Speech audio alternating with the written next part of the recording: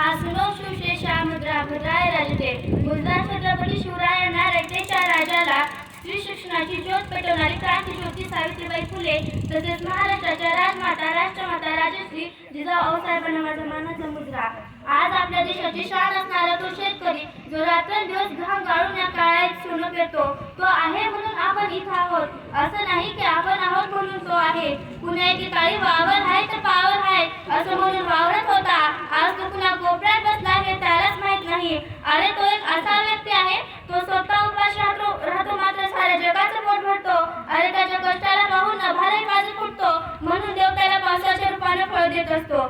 शेतकरी अशिक्षित आहे त्याला काही कळत नाही असं नाही. त्याला सर्वच कळतं पण तो काही बोलत नाही. अरे मागच्याच वर्षी त्याचं पीक वाहून गेलं तरी सुद्धा त्याला अनुदान मिळालं नाही. पण त्याच्या शेतात एखादं गांजाचं रोपटं सापडलं तर सर्वजण येतात त्याच्यावर कारवाई करतात. ते त्याचं शेत असतं व त्याचा मान देखील त्याचाच असतो. पण त्याला फासावर चढण्याची गरज का पडली? हेच का तो स्वतः उपाशी राहून साऱ्या जगाचं पोट भरतो. आज आपल्या देशाचं भविष्य उज्ज्वल करणारी ती तरुण पिढी सुद्धा बेरोजगार आहे. अरे ज्या हातात फाटी पेन्सिल असायला हवी तर एका हातात मोबाईल तर दुसऱ्या हातात सिगारेट असतो. ते मोबाईलवर दुसरं काहीच बघत नसून पबजी इंस्टाग्राम फ्री फायर आणि रात्रंदिवस फेसबुकवर चॅटिंग करीत असतात.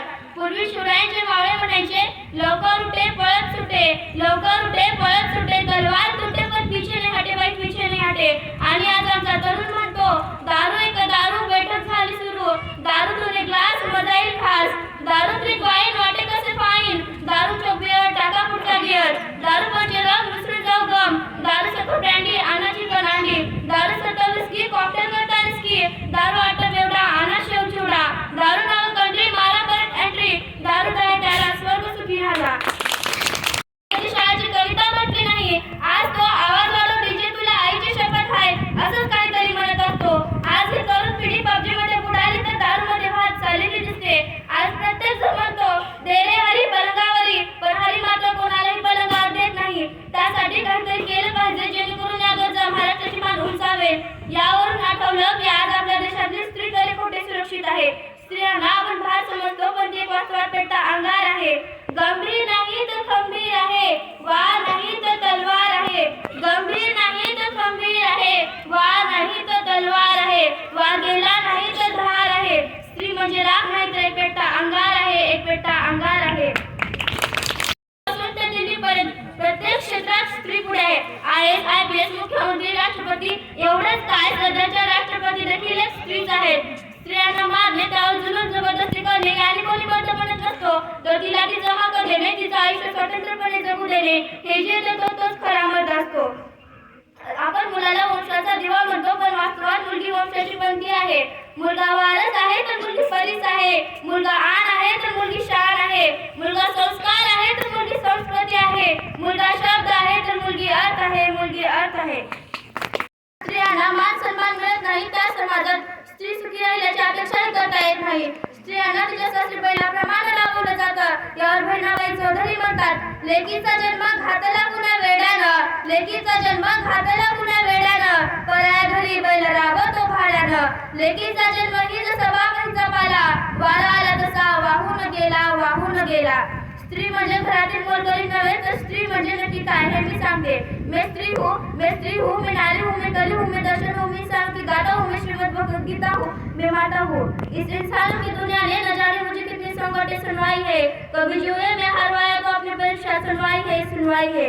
स्त्री मुलाला जन्म देतेच देते परंतु त्याच्या चांगले संस्कार देखील करते. म्हणून यावर कोणीतरी असं म्हटलं आहे की नारी की निंदा मत करो नारी है रत्न की खान नारी की निंदा मत करो नारी है रत्न की खान. नारी से पैदा हुए रामकृष्ण हनुमान.